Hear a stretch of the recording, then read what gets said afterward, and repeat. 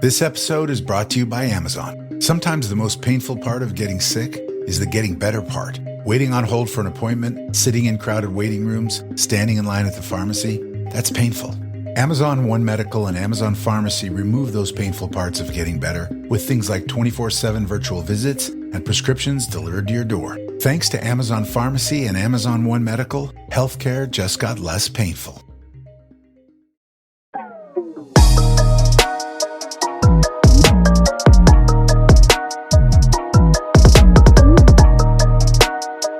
Welcome back to Mama Mystery. I am your host, Kelly, and today's episode is going to be a little bit different because I'm going to be covering the Delphi trial. So if you are familiar with this case, then you know that the trial for the Delphi murders started last week.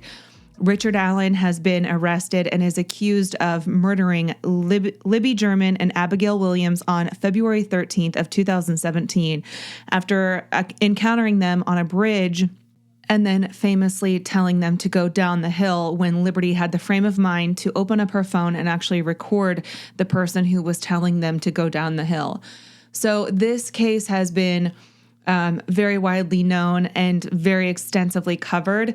So if you do need to refamiliarize yourself with this story, I do have an episode on it. There's also a ton of content out there on podcasts and YouTube channels. And I think there's even been like mainstream media dedicated to this case.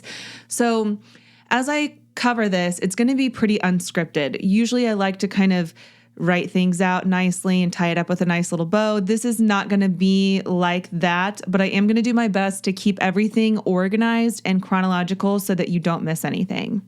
And also, before I get started, I do want to make you all aware that this trial is not being publicized or recorded or anything anywhere. So any kind of information you're getting from what's happening inside the courtroom is coming from handwritten notes from people who are inside the courtroom. There's no video, there's no audio recording. So you're really depending on people's accounts that are actually inside the courtroom. So I've pulled together multiple sources, but I am often going to be quoting directly from these sources just so that I don't mince words. And just for the sake of fluency and redundancy, I'm probably not going to say every time I'm actually quoting from another source, but I will include the sources in my description notes for this episode if you want to see them yourself.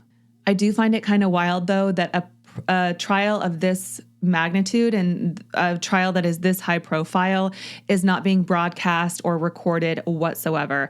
As far as like any kind of audio recording or video recording, there's no media allowed to actually broadcast what is going on in the courtroom. And that's just not what we're kind of used to seeing these days. These days, they're all live streamed practically on Court TV and Law and Crime and wherever else you can get it.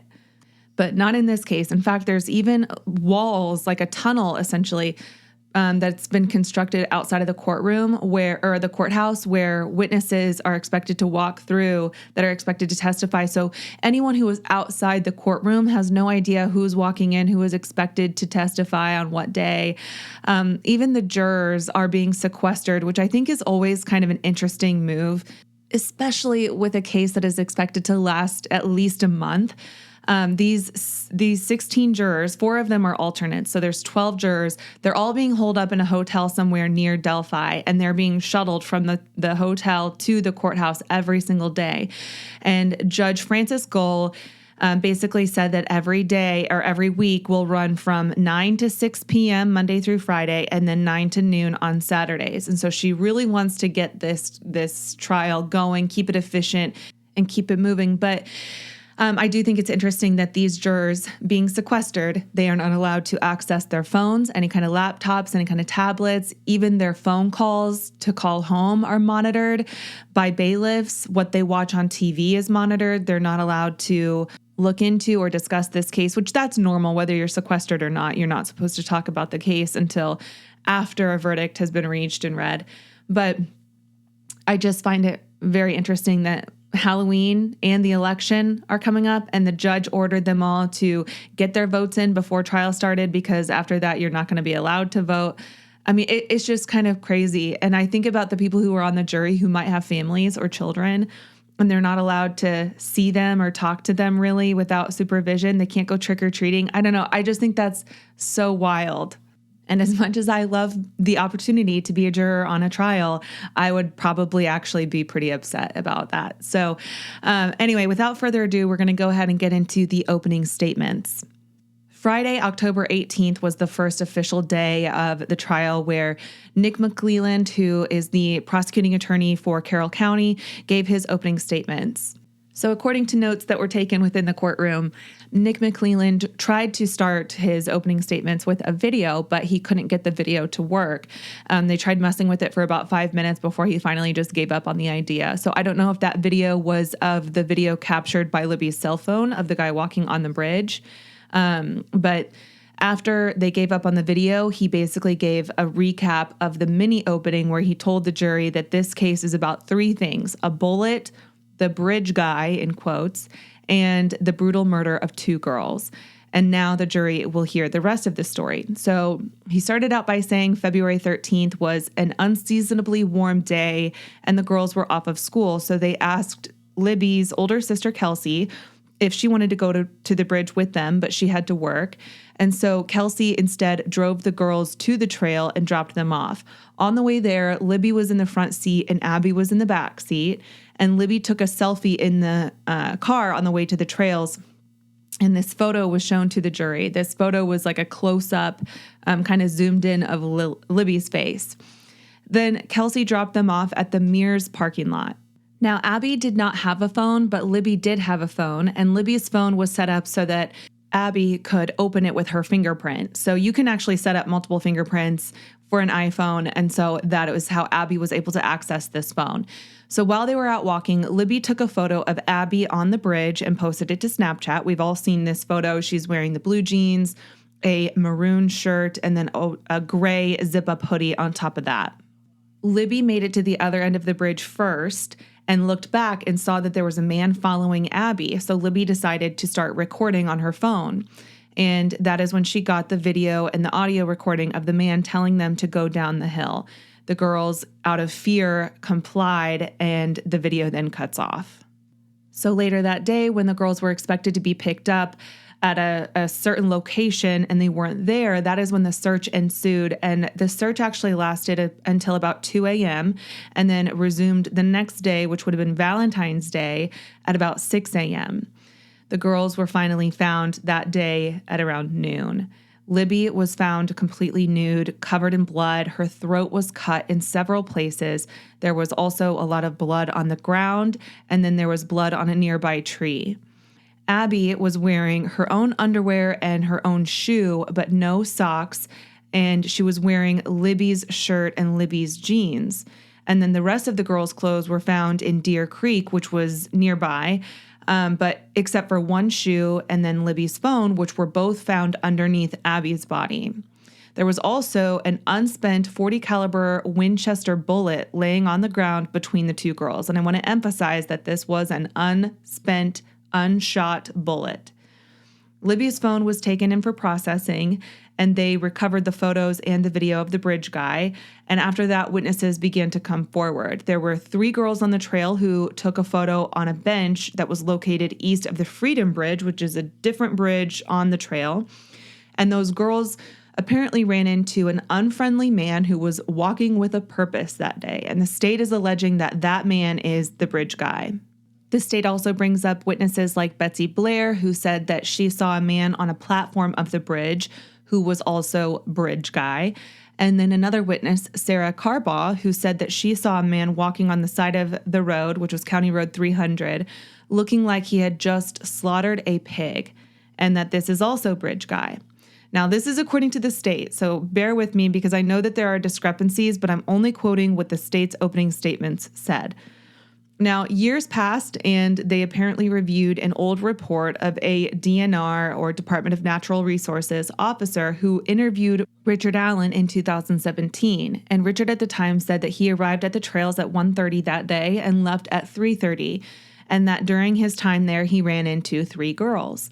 Now, this person thought that, the person who took the report thought that if they found the 3 girls, then he would have to be the bridge guy. And so they called Richard Allen to interview him again in 2022, and he said he was wearing a blue or black Carhartt jacket and jeans that day, which is exactly what the bridge guy was wearing. They searched his home and they found a .40 caliber gun, the clothes that he said he was wearing, and some knives. They tested the bullet and determined that it came from Richard Allen's gun. They interviewed Richard Allen again, and when he had no explanation for how his bullet apparently got to the crime scene, he was then arrested. While he was incarcerated, he was apparently kept in solitary confinement for his own safety. And while he was incarcerated, he told investigators what they apparently already knew, which was that he killed Abby and Libby. And he gave details like how and why, which we have not heard that testimony yet. But these were not confessions from an interrogation. These were volunteered and spontaneous, and they contained apparently details that only the killer would know. The state wants to emphasize that the killer hid in plain sight for 5 years and that his motive was that he was going to have his way with them, but he was interrupted, and then he forced them to cross the stream, the creek where their clothes were eventually found, and killed them. So just to give you a visual of exactly what we're talking about here, the Monon High Bridge is very, very tall. It's an old rickety bridge. I think it's been revamped since 2017, but at the time it was very old. There was no railings on either side, and there were also missing railroad ties on the bridge that you would have to step over. So it's a terrifying bridge to cross over, but at the end of the bridge, there is a hill, and as you go down the hill, you come across this pathway that cars can drive on, and it's apparently part of a private driveway, and we'll get to that. But then there's also a creek, and this is Deer Creek. You have to cross that creek to end up in another wooded area, which is where the girls were eventually found. All right, so let's move on to the defense's opening statement. Andrew Baldwin, who was one of the defense attorneys, is the one who gave this opening statement, and he started out by saying Richard Allen is completely innocent and that there will be reasonable doubt from the evidence and from the lack of evidence. So he asked the jury to wait. He tells the jury that the investigation was messed up from the beginning and up to as recently as the last few days when we heard that a hair was found wrapped and intertwined with Abby's fingers in her hand. So he says in the beginning, evidence was lost. Key witness interviews were gone, erased forever. They didn't even write down the names of the people they were interviewing, and that there was no way to recreate some of those early investigative steps that law enforcement took. And that months later, they lost even more interviews from a period of time between April 29th through June 2nd of 2017. He also says that in the middle of the investigation, the ISP, or the Indiana State Police, got into a turf war with the FBI, who was assisting in the case, and essentially kicked them out. The FBI assisted with the extraction of Libby's phone data, and police apparently kicked the FBI out before ever discussing what the FBI found from that extraction. And then, of course, as of 2 days ago, law enforcement is now scrambling because there's that hair that was found in Abby's hand. It was wrapped around her fingers and had a root. Now, I have heard different reports. Some people say that it was one hair. Some people are saying it was multiple. I haven't been able to decipher what's true. But what I do know is that DNA was extracted from the hair and that the analysts testified that the hair might be from a relative of Libby, but that it's not Libby's hair and it's not Abby's hair. It is a female hair, and they still need to complete the testing. So they're going to test the mom, grandma, sister, somebody like that to be able to tell if it's a family member of Libby's or someone else's.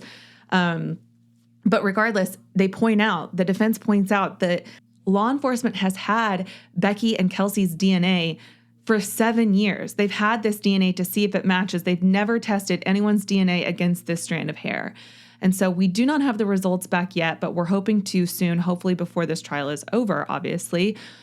But then he moves on to say that the data from the phone is going to be incredibly important and that truth can come out on a phone, which is part of the defense's ultimate theme.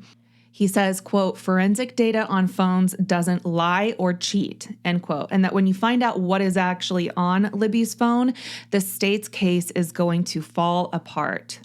He also asked the jury to hold the state to their theory of the case because he contends that they're going to have to change it as evidence comes out. And the state's theory is that Abby and Libby were dead by 4 p.m. at the latest on February 13th. That they do not move, the phone doesn't move, they are killed and then left there in that place. and that the phone was under Abby's body the entire time from about 3:30 to 4 p.m. until they were discovered around noon the following day. That is the state's theory. The state also says Richard Allen arrived and parked at the CPS lot around 1:30 p.m. before he entered onto the trail. Now, the route the state claims he took is odd, and there's no good reason to take that route, that he drove in an abnormal way.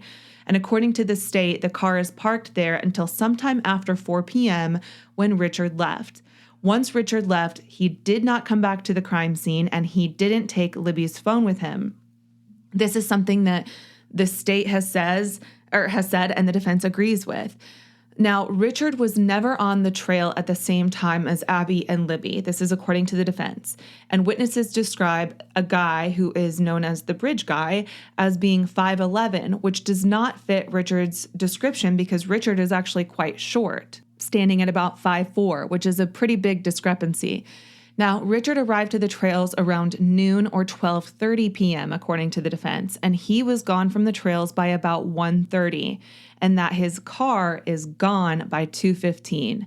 And they plan to corroborate that by witness Betsy Blair, who said that she drove by the CPS lot around 2:15, and she saw one vehicle there, which was a Mercury Comet that looked the exact same as the one her dad had in the 60s. And at the time, Richard drove a 2014 Ford Focus, which is just incomparable to a Mercury Comet. They're very distinguishable. The defense points out that at about 2:05 p.m., the girls were on the bridge, and then close to halfway across the bridge, Libby was ahead of Abby, so she turned around to take that picture of Abby at 2:07. At 2:13, the abduction happens at the end of the bridge, and it's caught on video. Nobody is disagreeing that this is the time it took place.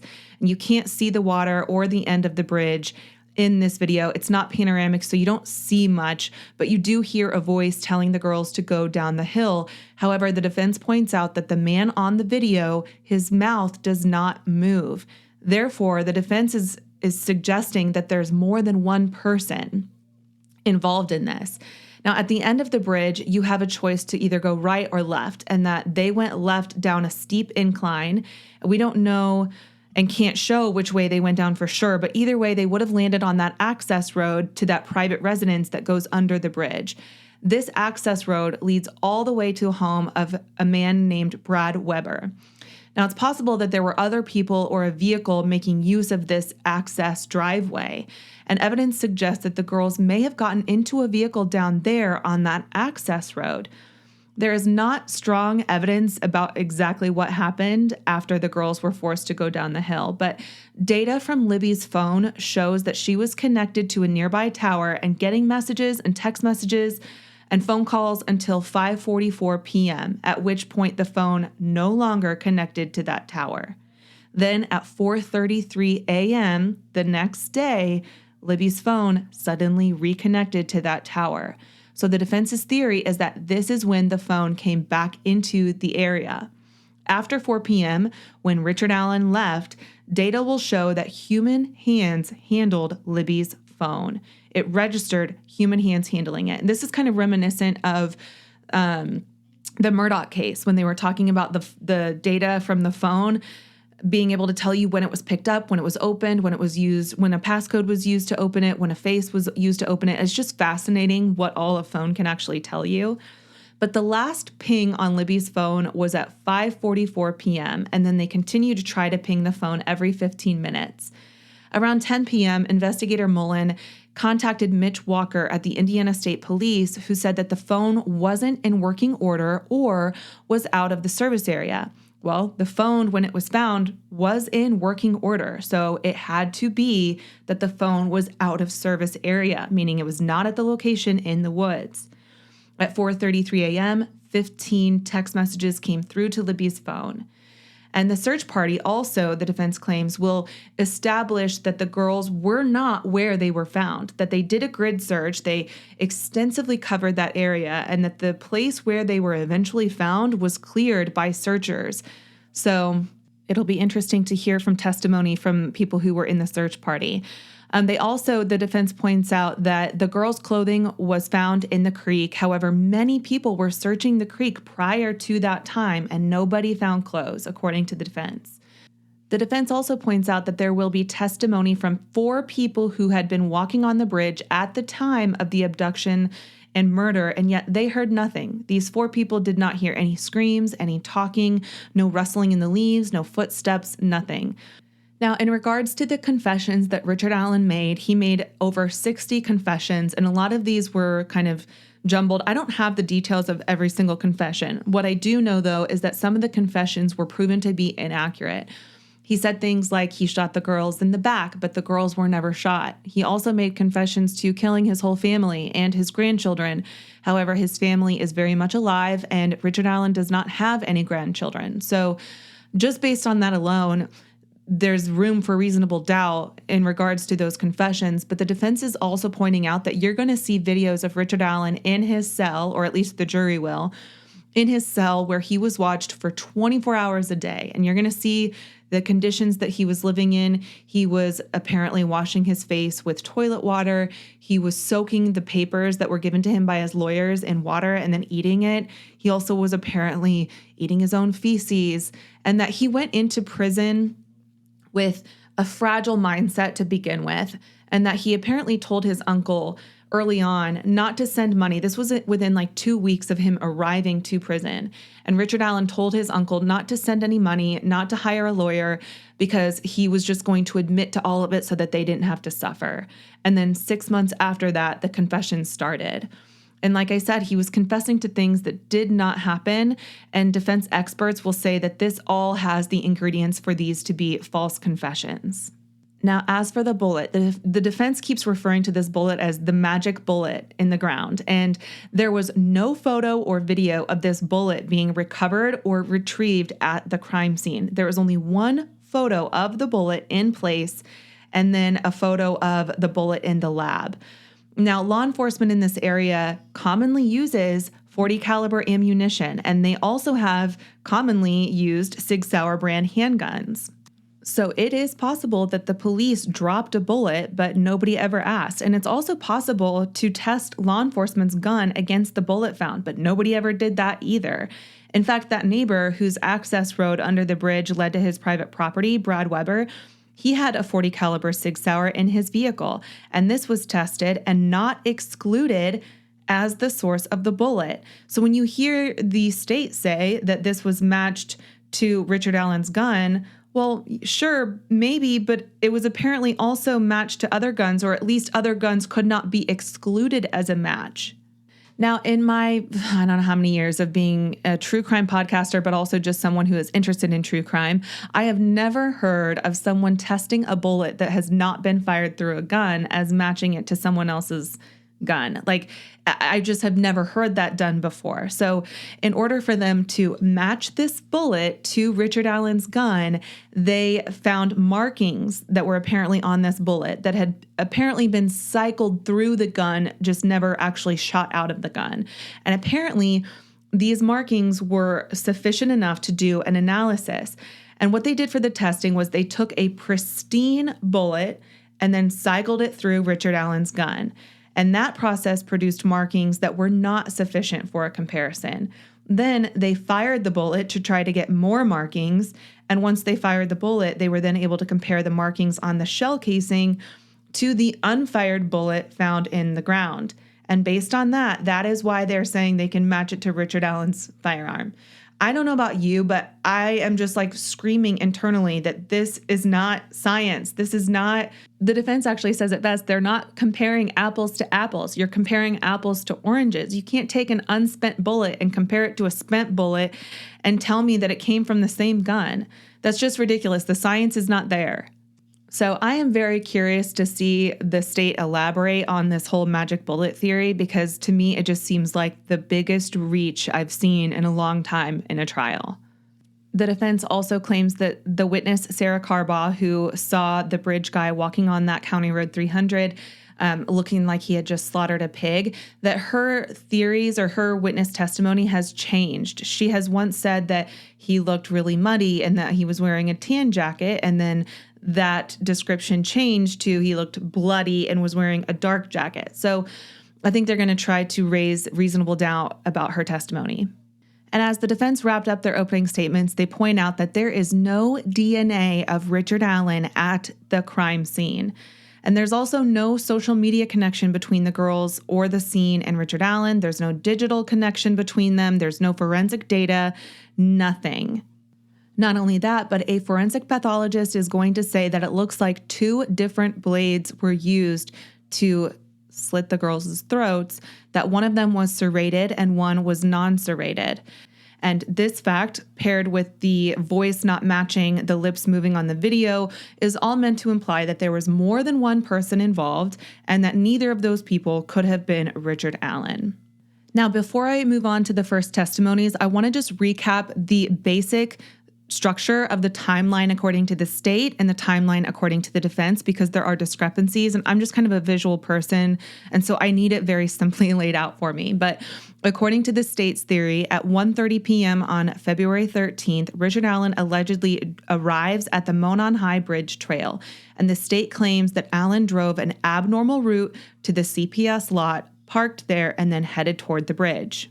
The defense claims that Richard Allen arrived at the trail earlier than the prosecution is suggesting, and that he parked his car and walked the trail, but left well before Libby and Abby were ever even dropped off. At 1:49 p.m., both sides agree that Kelsey German, Libby's older sister, dropped Libby and Abby off at the trailhead, and surveillance footage captures Kelsey's vehicle in the area. At 2:07 p.m., Libby takes the photo of Abby while they're crossing the bridge, and she posts it to Snapchat. Nobody is disputing that that is the time it was taken. And it's at about this time that they pass Betsy Blair, who was a key defense witness who described seeing a man, but her description did not match Allen. And the defense uses this to argue that Allen is not the bridge guy. Then 5 minutes later at 2:13, Libby's phone records the grainy video of the suspect known as the bridge guy walking towards them, and the man is heard instructing the girls, guys, down the hill. And the state claims that this is when Richard Allen began his assault on the girls. The only discrepancy that the defense has, however, is that the voice on the video does not match the lip movements of the suspect, suggesting that someone else was involved. And they're also pointing out that there are inconsistencies, that the person in the video cannot be Richard Allen. The defense is also presenting evidence, including surveillance footage from a local facility that suggested Richard Allen's car was gone by 2:15. And they argue that this is crucial because it places him far from the scene when the murders occurred.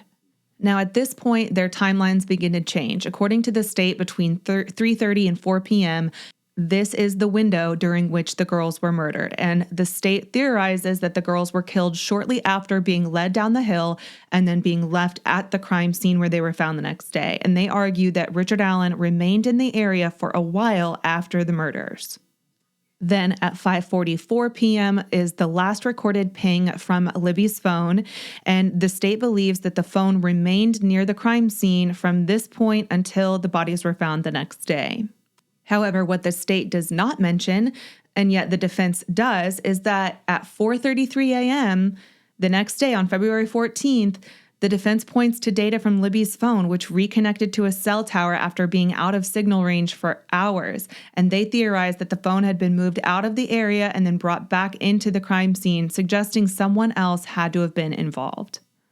Now, here are the issues that come to my mind. I don't know about you guys, but the first questions that I had were, if the state's theory is that Richard Allen tried to abduct the girls and then was interrupted during the assault, so he killed them instead, it just doesn't really make much sense to me that he would be interrupted, but he'd still have enough time to slit their throats, undress Libby and undress Abby, put Libby's clothes onto Abby, and then leave the scene.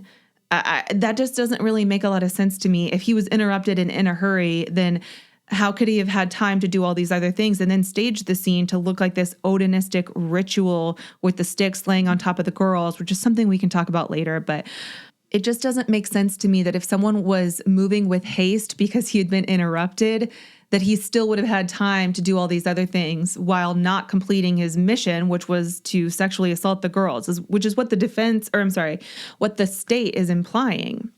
Oh, and by the way, during this entire assault, Richard Allen manages to leave absolutely zero of his DNA at the scene. That is a red flag to me. But I promise I'm trying to keep an open mind throughout this. I mean, there's obviously a whole trial to go and lots of evidence is going to come forward. So we'll let the evidence speak for itself. But those are the main issues that I have after the opening statements. And as far as the defense implying that someone else had to have done this or implying that it was more than one person who did this, they don't even have to name who they think it was. All they have to do is place doubt in the jury's mind that it could have been Richard Allen. If there's any doubt that Richard Allen was involved, then they have to acquit. It is up to the state to prove without a reasonable doubt that Richard Allen is culpable for this crime. So when you think about it in that context, the state really has its work cut out for them. And I'm just kind of surprised that they are going this far without any DNA evidence and this unspent bullet, which wasn't even the murder weapon. There's no murder weapon even found. I just think that the state is up against it. So moving on, the opening statements took up the first portion of the day, and then they went into witness testimonies. And the first person that they brought to the stand was Becky Patty, who is Libby German's grandmother. Becky Patty described Libby as very smart and that she participated in the math bowl and was active in swimming and volleyball and softball and soccer, and that Libby had many sleepovers with friends and vice versa. And Becky told the jury that Abby Williams went on spring break with her and her husband and Libby. So this is a very close friendship. Becky said that Libby had just turned 14 the previous December in 2016, and that her sister Kelsey, having her driver's license, helped out with all of Libby's activities. Becky then told the jury that on February 13th, it was a typical work day, but that school was out, and that Abby had spent the night on Sunday. So she told the girls if they filed some paperwork for her, she would pay them. Becky began to cry as she described Libby and Abby asking to go to the trails. And she tells the jury that the last thing Abby said to her was, "Grandma, I will be okay." And then she encouraged them to bring a coat to the trails.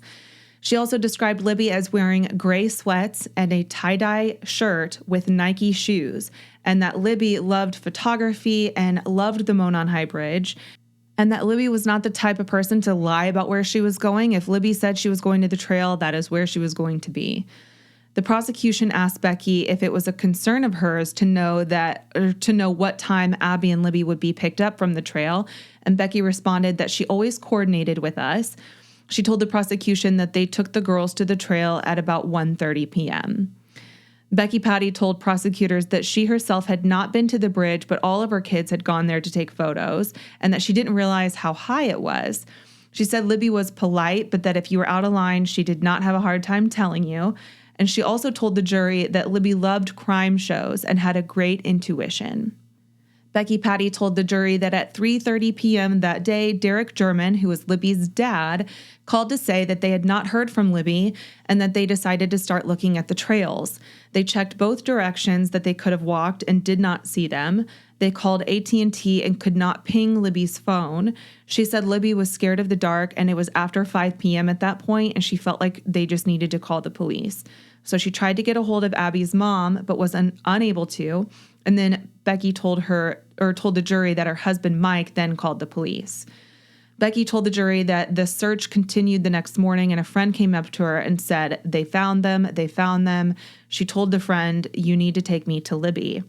The defense then asked Becky, "Did you provide your DNA to police 2 days ago?" And Becky Patty responded, quote, "Yes, one of the times," end quote.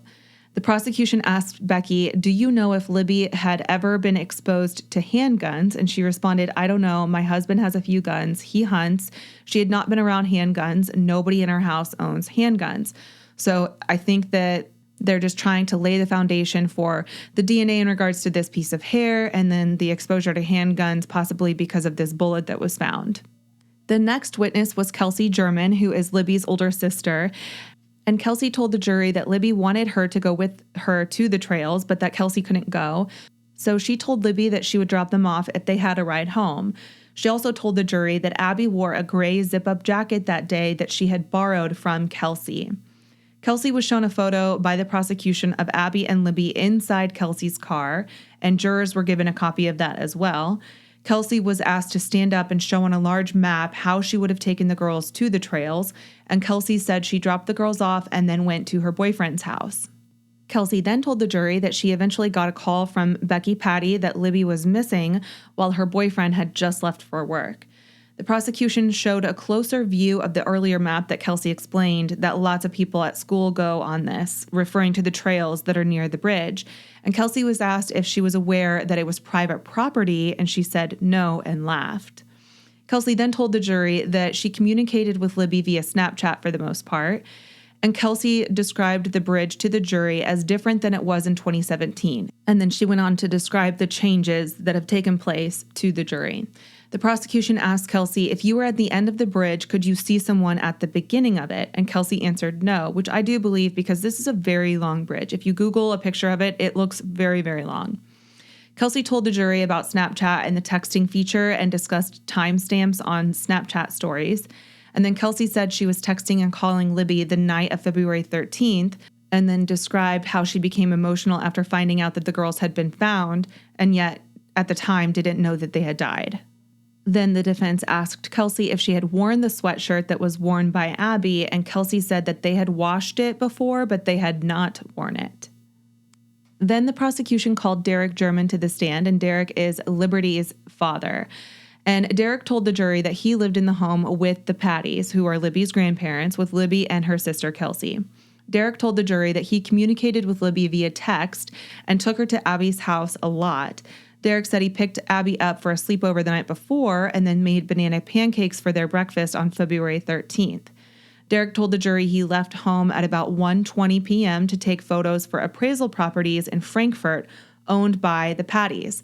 Halfway there, Libby called him to pick him up from the bridge, and Derek told Libby he had photos to take, and he finished the work and then went to pick up the girls. But he also mentioned that it would be a couple hours before he would be able to pick them up. Derek told the jury he called Libby to tell her to come back to the entrance to the park, but she never answered. And then he told the jury he ran into a man and asked if he had seen two teenage girls, and the man said no. Derek then went to the water and to the Freedom Bridge. He told the jury he continued to call Libby's phone and began yelling their names. Prosecutors asked Derek to show on a map where he searched, and he tells the jury others were searching south of him. He told the jury he parked at the CPS building and went back to the entrance. Derek then told the jury that the next day during the search, quote, I just heard Mom, who is Becky Patty, screaming, and that then he, quote, saw the coroner go by and about 12 cop cars, so he just knew. The last person to be called to the stand that day was Deputy Mitchell Catrone at the Carroll County Sheriff's Office. He was the first law enforcement officer to the trails to help search for the girls, and he described searching the property of Brad Weber near the trails, and that Weber told Catrone he could search the area and he was not bloody or sweaty. So that wraps up the first official day of the trial, and then they picked right back up on Saturday from 9 to about noon. The first witness called to the stand by the prosecution was Steve Mullen, who served as Delphi's chief of police in 2017, and he was on duty the day of the murders. He described on February 13th that it was a routine day and spoke about hearing radio traffic and receiving texts about two girls missing. During his testimony, he stood up and approached a map of the trail on a TV and pointed out where Abby and Libby entered. After learning the girls did not return, he said he contacted Delphi Middle School and spoke with the search party. He did not participate in the search, but he said that he stayed behind at dispatch. He then said that he left dispatch at around 2 a.m. on February 14th, and he told the court he did not believe anyone had hurt the girls and believed that at that point that they would still return home. He returned to work at 7:30 the next day, this would be February 14th, and met with the search party. He said he did not direct them where to go. He continued his testimony by describing when he heard that the girls were found and noting on the courtroom map exactly where they were located. He said he met with Abby and Libby's families around 2 p.m. to say that they had found the bodies and were working on identification. Then Steve Mullen says that he learned of a store near the start of the trail, the Hoosier Harvest store, and that it had security cameras. The store's cameras pointed towards the 300 North and West, the County Road 300. This is where that one witness, Sarah Carbaugh, said that she saw the bridge guy walking after apparently the murders took place. He reviewed footage from 8 a.m. to 6 p.m. on February 13th, and he also discussed drone footage taken of the trail on February 13th of 2024, which State Prosecutor Nick McClelland said was to represent and compare what the two scenes looked like 7 years apart. Defense attorney Andrew Baldwin then began questioning Steve Mullins, starting by asking about improvements that had been made on the trail since 2017, and that is when the judge chimed in asking about the thought process behind searching for the girls downstream. And Steve Mullins said that this was in case the girls might have fallen off the bridge. And I mentioned to you guys how it would be very easy to do that.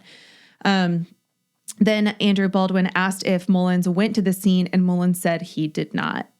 Now, backing up a little bit to the morning that the girls were found, Steve Mullins said that he gave his phone number and instructions to searchers at a fire station in downtown Delphi. And among the searchers was another lifelong Delphi resident, Patrick Brown, who had called off work on February 14th to help search for the girls. Brown said during Saturday's third and final testimony that he was a longtime friend of Libby's grandfather, Mike Patty, and had learned that the two girls were missing from a Facebook post made by Mike's wife the previous night. Among those searching along with him was Jake Johns. John said that his wife had come home and told him that the girls were missing, and the next day his boss at Pearson's, which is a propane delivery company in Delphi, asked if he and a coworker would be willing to help with the search, and that he was like, absolutely, we will. So Jacob Johns said he had never heard of the Monon High Bridge. He and his colleague then parked at Riley Park, which is just south of downtown, around 8:30 a.m. Saturday, and then walked upstream to the east along the southern bank of Deer Creek. It took them nearly 4 hours to reach the high bridge, he said. And then after passing the bridge, Jacob Johns said he saw a flash of yellow, pink, and blue against the otherwise barren February landscape, and that Libby's tie-dye shirt was caught on branches in the water near the creek's northern bank. He said, looking toward the Monon High Bridge, that you could see where the rocks and dirt had been disturbed, and he also noted shoe prints his colleagues saw during the search. Jake Johns was actually the second person to testify that Saturday, and he said that after he spotted that tie-dye shirt, he also located a pair of black Nike shoes that belonged to Libby. Soon after, a person living on the other side of the creek was called to come down to the search area. Brad German and Kelsey also arrived at that time, and that's when Johns said another member of the search party said, "We have found the bodies." But Jake Johns says he did not personally see the bodies. Then we heard from Pat Brown, who was a witness for the state, and Pat Brown's home is about 1.5 miles from the High Bridge, and he participated in the search efforts on February 14th.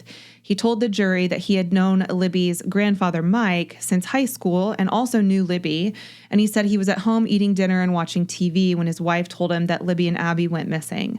Pat Brown said he called a man named Tom Mears for help and went out in the dark to search for the girls. The next day, February 14th, he said that he called off work to go help with the search and that he and Mears drove into town, where Pat Brown said that Delphi Police Chief Steve Mullins was, quote, heading the search up. However, earlier that day, Steve Mullins testified that he did not head up the search, so that's a little discrepancy. Pat Brown went on to say that he picked up his daughter around 11 a.m. on February 14th and then soon received a call from Mears to say that they'd found Libby's shirt along Deer Creek. So then Brown went to the north side of the creek and found the girls' bodies on the way. He choked up as he testified that at first he thought that they were mannequins before realizing that they had found the girls. At that point, Melissa, who was a relative of the Patties, was with Pat Brown when they spotted the girls. So she ran off to call the police, and then Pat Brown noted on the courtroom map where he found the girls and said that he got within 5 feet of their bodies. And then once he realized it was them, he turned his back to the bodies, never going closer than that until police arrived on the scene. Defense attorney Andrew Baldwin then questioned Pat Brown, focusing on the sound of voices, what could be heard, and if Pat Brown had cell service while he was in the woods. And then the judge also asked questions about Brown's cell phone or cell service provider, and how long it took for police to arrive after they found the girls, and also how long it took for the scene to be secured. So I'm sure that they're trying to establish if cell phone service was available in that specific area where the girls were found, but the judge is trying to clarify if they even have the same provider, because not all providers covered the same area, obviously. After this, jurors were then shown a photograph of Libby's shirt and shoes in the muddy water of Deer Creek, and this is a picture that you can find on Google. And I think for many, it will beg the question how it took that long for anyone to find that when it was so close to the place where the girls were last seen on the bridge. And I guess what I would like to see is the state provide some sort of evidence about where the search party exactly took place. Because if the search party did cover those areas prior to those things being found, then that would suggest that they arrived at that spot after the search took place, which would only bolster the defense's theory. So I'm really interested in the coming days. I'm going to follow this as closely as I can. I will try to intermingle some of these episodes with the ones that I've already got planned. We've actually got episodes planned through November, so these are just going to be dropping sporadically. I don't really have a time frame. I'm just going to try to keep up as much as I can with 4 kids at home. But thankfully, there are a lot of people who are following this case, who are showing up at the trial, and they're sharing their notes. And so there is a lot of information out there. I'm going to try to weed through it so that I can, put it all out there concisely, chronologically, easily for you to understand, and in less than an hour. So that is the recap for the first week, which is really only like the first day and a half of trial and testimonies. But next week, I will try to recap what's going on as far as October 21st through the 26th. So stay tuned for that. We'll see what happens. Thanks for listening. Mama Mystery out.